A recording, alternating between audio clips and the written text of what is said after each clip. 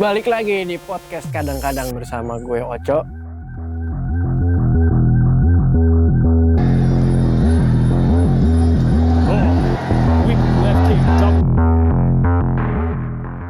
Kali ini kita mau ngebahas fight antara Sang Mani lawan Calan di RWS Fight Raja Damnan World Series. Ini perebutan sabuk lightweight. Gue mau highlight khusus di ronde 3-nya ini. Mereka seru banget nih. Gue nonton dulu ya.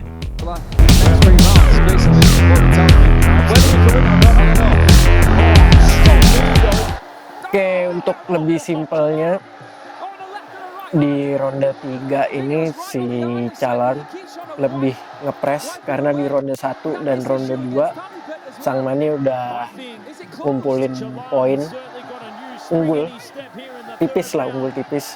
Jadi otomatis di ronde ketiga Calan mainnya lebih ngepres. Dan untungnya di RWS ini poinnya tuh dikasih tahu ke penonton, jadi open gitu. Jadi strategi fightnya bakal berubah di RWS itu kalau misalnya keadaannya nggak menguntungkan, jadi otomatis yang ketinggalan akan lebih ngepres. Nah di fight ini Calan ketinggalan, dia mau press. Kita lihat lagi. Third round, fighting fire with fire. Oh, big knee to enter inside the clinch and then follow up with that left elbow. Wasting no time here in the third round. Wow, what a start for Calan. Oh! See, Sang Mani's trying to fire. Oh my goodness! Calan is on Ya, banyak di kesempatan di banyak kesempatan si Calan ini banyak pakai teknik-teknik jarak dekat, grab, cross hook, elbow. Dia banyakin volume di pukulan. Calan mundur nggak terlalu banyak, dia cuma stay di mid range, okay. Terus kick mid range, mundur, lean back, kick.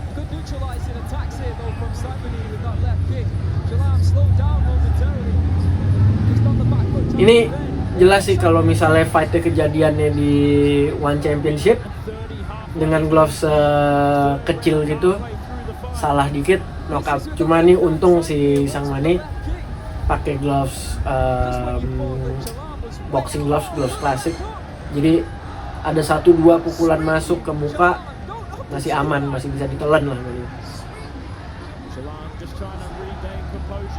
Oh, it takes Sang Mani to the ground. Beautiful work there from the Shark. Is it a case that Calan thinks he's done enough already in the first 2 minutes to win the round, so now he's just backing up a little bit? Cuma karena si Calan ini press dengan satu timing yang konstan gitu, tak. Sang Mani bisa baca timingnya. Jadi dia mundur, rangkik. Big hands. Tuh, dia tetap standby di mid range. Kena sweep, so nggak apa-apa, lanjut tetap. Tuh, cuma gitu aja strategi, mundur, longgar, round kick, mundur, longgar, round kick ke badan.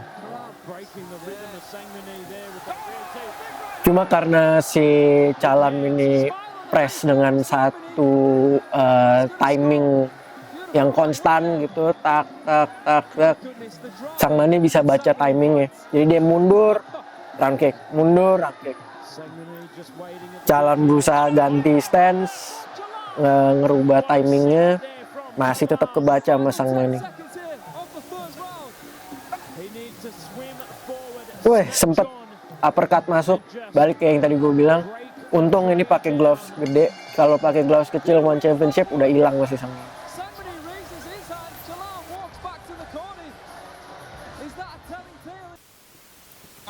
Kita startnya dari ronde 3, soalnya 1-2 tuh kalau di kalau di aturan Muay Thai yang lebih tradisional, maksudnya tradisional ini non one championship, mereka tuh baru atur-atur pace, masih santai banget gitu, jadi belum terlalu panas lah mereka tuh.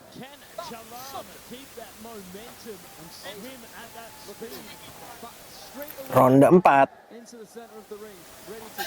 masih press. Oh, by the way tadi ronde 3 dimenangin oleh Sang Mani. Tipis. Tapi fokusnya lebih ke gimana jalan fight-nya, bukan ke siapa yang unggul, siapa yang tinggalan. Mulai round 4, Calarn press di jarak dekat. Dia pakai dia tapping dulu. Dia nggak jab panjang, tapi dia tapping ke ke tangan depannya si Sang Mani. Langsung dia jump knee masuk, tapi nggak terlalu, damage-nya nggak terlalu gede. Langsung Sang Mani mundur, dia kick ke lengannya Calarn. Reset lagi situasinya dari jarak jauh ke jarak jauh.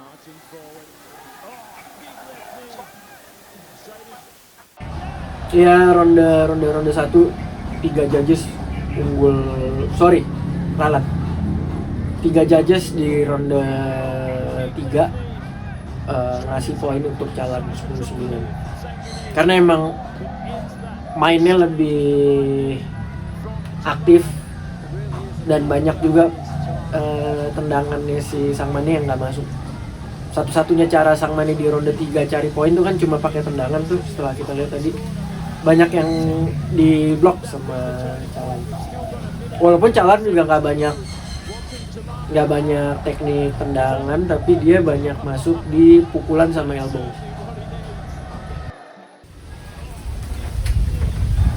Ya, dia di time mark 1:45 di fight ini. Dia lebih mempertegas lagi kalau dia ganti game plan jadi lebih ke Muay Thai. Muay Thai tuh lebih banyak ke di strike. Jadi kalau dia masuk ke jangkauan dekat, jarak dekat, dia langsung ambil antara tangan atau shoulder, tangan, pundak atau leher nih. Jadi untuk matiin tendangannya si Sang Mani.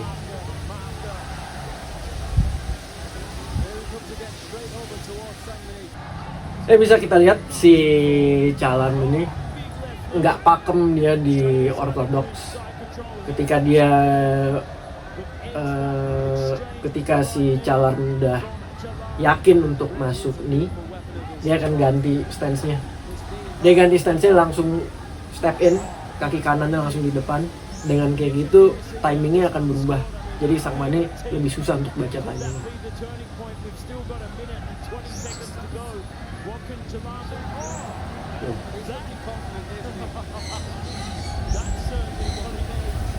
Otomatis si Sang Mani berusaha menjaga jarak dengan inti.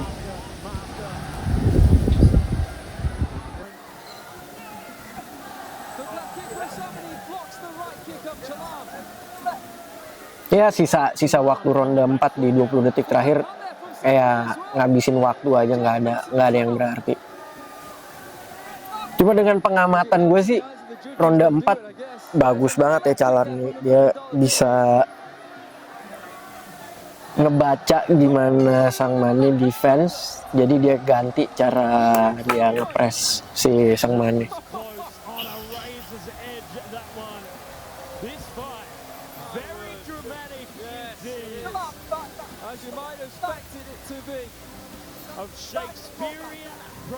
Lanjut ronde 4 berakhir, kita ke ronde 5.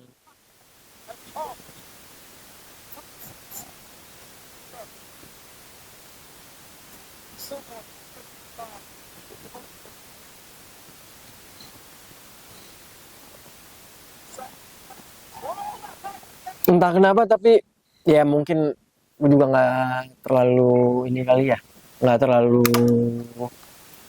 sesuai pandangan gue sama juri.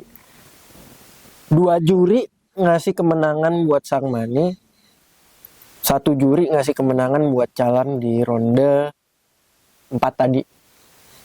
Entah apa pertimbangannya, mungkin I don't know, mungkin lebih balance kali si si Sang Mani. Cuma di sini kita mau fokus ke tekniknya aja, bukan menang kalah. A lot of people didn't give Sangmani a chance in this one. Oh, that high kick there from Chalan. He knows what he needs. Strong body shot. 30 detik pertama banyak fokus di pukulan mereka berdua, ganti-gantian jual beli. Sang Mani mundur duluan. Chalan berusaha naikin lagi temponya pakai elbow dari clinch tadi.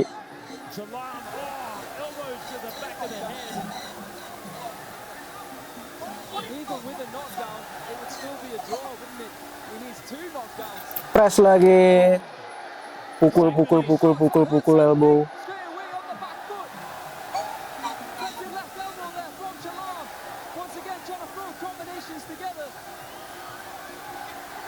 Going up top. Habis dipantulin ke bawah kicknya Sang Mani.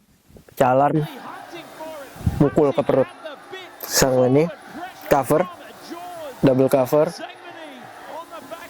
Nah, habis double cover, Body once again. tangan kirinya Sang Mani itu kayak hook, Strike. tapi ke Sangmani down. belakang kupingnya Not letting go. si Chalan. Run down that cross. Protect his position. Chalan just Dia continues pivot. to chase after him. There you can see the application of Pivot, posisi Chalan jadi nggak seimbang. Ini bagus nih, teknik yang bagus dipakai buat kalau continues to march Brett forward and chase. biar keluar, teknik yang bagus dipakai untuk keluar dari tekanan. Jadi tunggu lawan maju, seolah-olah hook. Ini belakang kepala lawan di sini, tarik, bam. Udah di ronde 5 rada basi si Sang Mani tahu dia udah punya tabungan poin cukup. Jadinya kabur-kaburan aja, nggak terlalu banyak engaging sama si Chalan ini. Ya mundur, setup longgar, hip, setup longgar, round kick. Oke, kesimpulannya di fight ini, teknik yang bisa dipelajarin adalah 1, caranya Chalan mendekat untuk engage ke jarak pukulan. Jadi dia start dari ortodoks. Misal dari jauh nih, dia masih ortodoks, mendekat dikit-dikit, ortodoks. Begitu dia kira-kira jaraknya udah cukup, dia ganti timingnya dengan cara ganti stance sembari mendekat. Nah, dari situ baru dia lepas knee atau combination, baru dia exit lagi. Exit ya, nggak melulu dia mundur, tapi masuk ke clinch. Tuh. Kedua, yang bisa dipelajarin dari fight ini adalah caranya Sang Mani keluar dari tekanan dengan pakai tangan depannya dia extend tangannya sampai maksimal, dibentangin tangannya sampai maksimal biar dia bisa ngerasa jaraknya. Pakai round kick, kalau lawannya masih mendekat pakai check hook. Jadi ke sini, habis itu pivot. Oke, kira-kira begitu episode podcast kadang-kadang kali ini. Sorry kalau gue mungkin ngomongnya rada belepotan, soalnya kali ini sendirian. Stay tune, tunggu di episode berikutnya. Gue mau breakdown beberapa teknik lagi. Thank you.